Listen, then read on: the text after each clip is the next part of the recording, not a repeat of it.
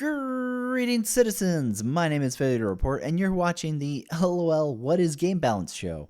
In today's video, we're going to be talking about what will undoubtedly be the biggest news in Star Citizen for February, so I'm not even worried about what other minor things will come out this month that I might miss by doing this February State of the Verse video today. And that big news is, of course, the unveiling of the Roberts Space Industries Scorpius Antares. Why is this ship such an issue, you ask? Because it once again highlights how absolutely absurd Cloud Imperium Games is when it comes to trying to milk money out of backers versus caring about the state of their game, which is clearly on full display with the newest concept ship announced for the release of Star Citizen 318. What is the Scorpius Antares, you ask? Well, buckle up, Buttercups, because this one is a doozy. Based on the twin-seater heavy fighter Scorpius, which features a pilot in control of 4 size 3 hardpoints and a co-pilot controlling a remote turret with an additional 4 size 3 guns, the newest concept variant will instead lose the remote turret of the Scorpius and in return gain a super magical device that fits in the space of the remote turret, which is capable of quantum interdiction, which pulls ships out of quantum jump, a quantum jammer, which stops ships from being able to go into quantum travel, and last but not least, fuck it, throw in an EMP generator too. Actually, because this Scorpius remote turret space is essentially a Star Citizen bag of holding, throw in a size 4 EMP too, not some simp shit like the Anvil Hawk or the Saber Raven with their tiny size 2 EMP. This new concept is such a terrible idea that it literally blows the mind. I remember seeing the Drake Cutlass Steel sale and thinking, who the hell thought this ship was needed, and why the hell did they think it was worth jumping the Cutlass price tag all the way up to $235?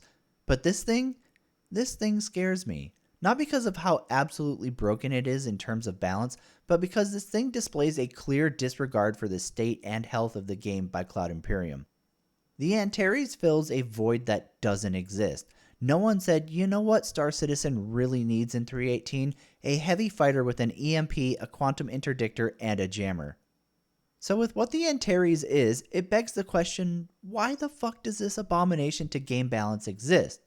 And the answer is one of two options.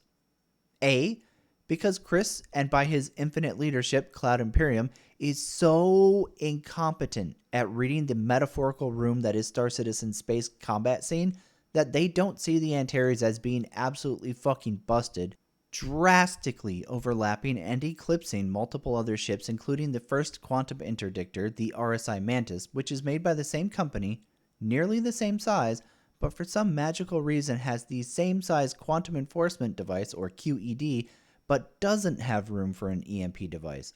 And also has absolutely terrible weapon options to the point that the Mantis is literally just a support ship you use to pull somebody out or lock them down while something with actual teeth does the deed. With the Antares though, you don't need to play silly games like that. You have 4 size 3 hardpoints, an exploit of being able to simply keep the wings folded up to maintain a tight weapon convergence point, and the I suck at dogfighting so bad that even missile spamming isn't enough for me, ace up the sleeve EMP generator. As the Antares stands to be released, it has literally no place in Star Citizen's game balance, and most importantly, there was zero need for this ship to be pulled out of Chris's ass. The other possible and equally likely answer to the question of the Antares being brought to life is answer B, monies. As Cloud Imperium has demonstrated year after year after year, they are ever seeking new and creative ways to FOMO and pressure backers to spend money, and it doesn't seem like a happy coincidence that the Antares eclipses the Mantis in function and the Hawk and Cutlass Blue in function as well as firepower. You see, Cloud Imperium's newest gimmick seems to be coming up with easy variants to squeeze out in attempts to push backers to open up the wallet to JPEG Daddy Roberts with crap like the Cutlass Steel, the Anvil Centurion, the Cyclone MT, and now the Scorpius Antares. All of these vehicles had no real need to be made for Star Citizen, but what they did do is allow CIG to push out a new vehicle to add fatty, sinewy meat to their lackluster soup that has been the quarterly patches over the last 2 years. Now to be clear, this ship is not released publicly by Cloud Imperium yet. They only recently revealed the teasers for the concept. However, as usual, most of the ship information was already leaked, including the Antares size 3 QED and size 4 EMP. So could things change? Technically it's possible, but I wouldn't hold my breath.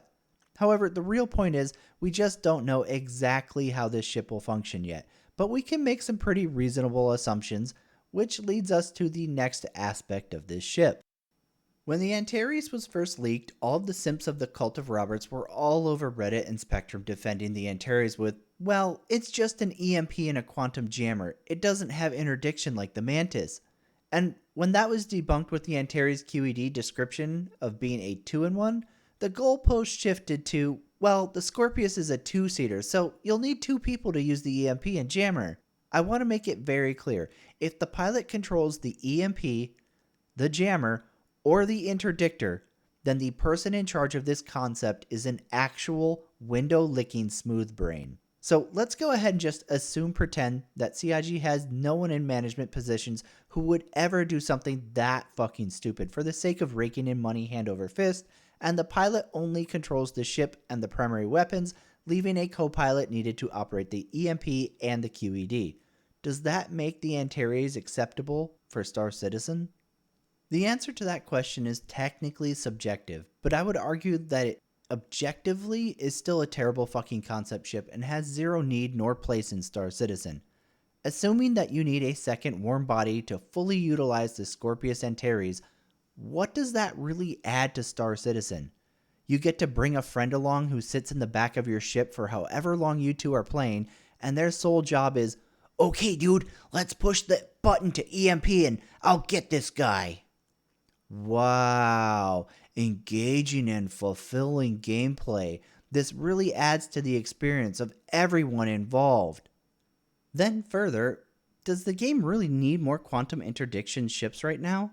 The answer is honestly no. It was a terribly thought out mechanic when the Mantis was force fed down the Star Citizen community's throats, and that really hasn't changed.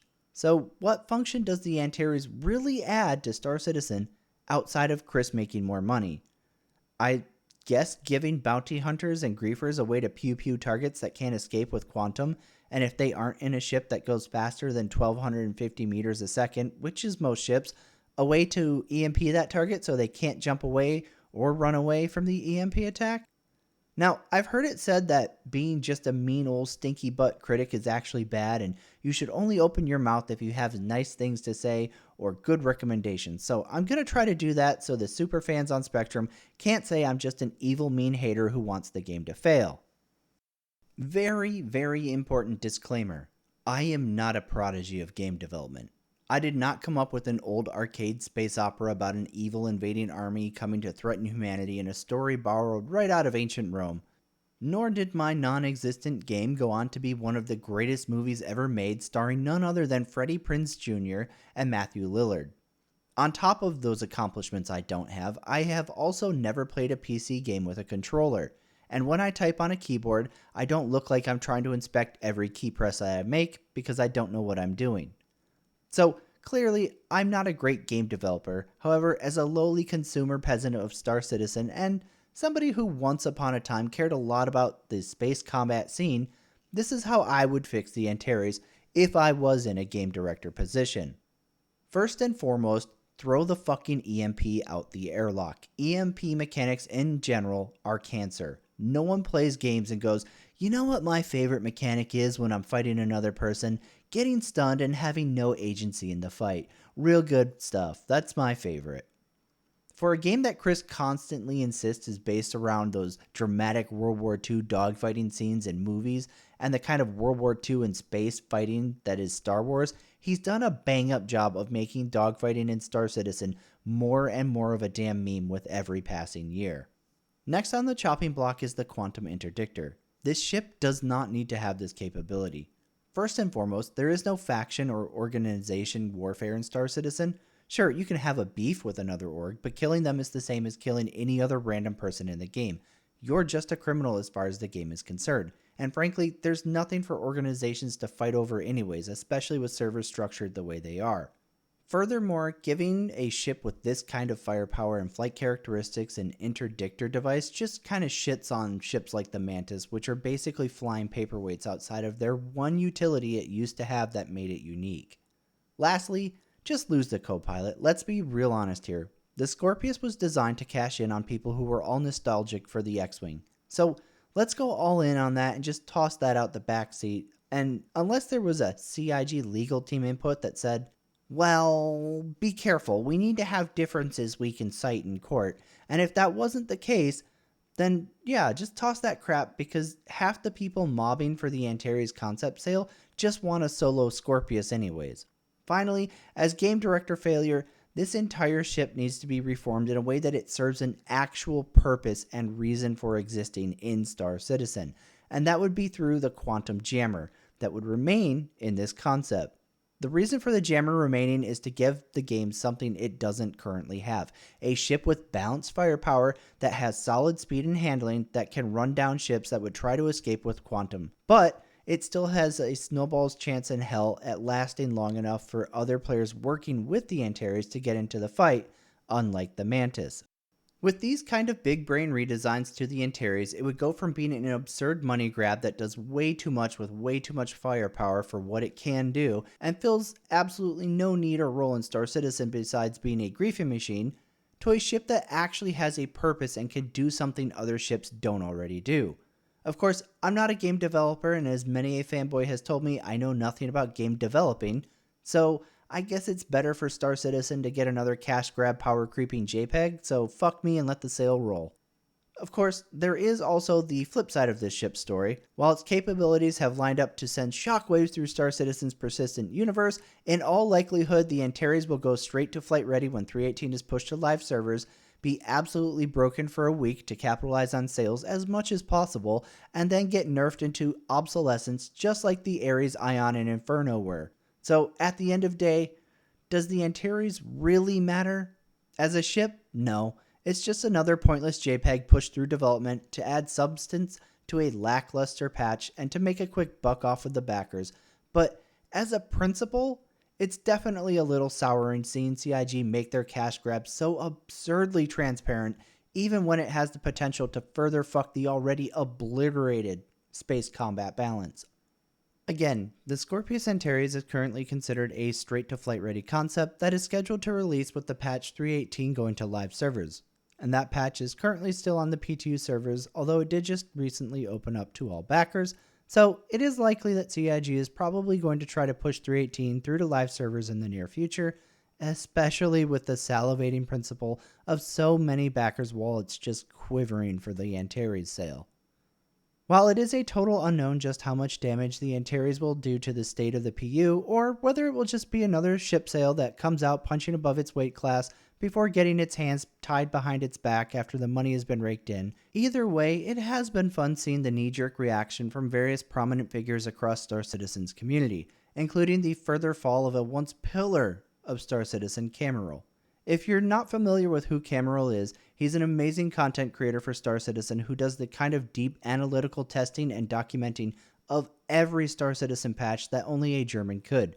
So if you somehow managed to be a Star Citizen player this long without discovering Cameral's work, absolutely check him out.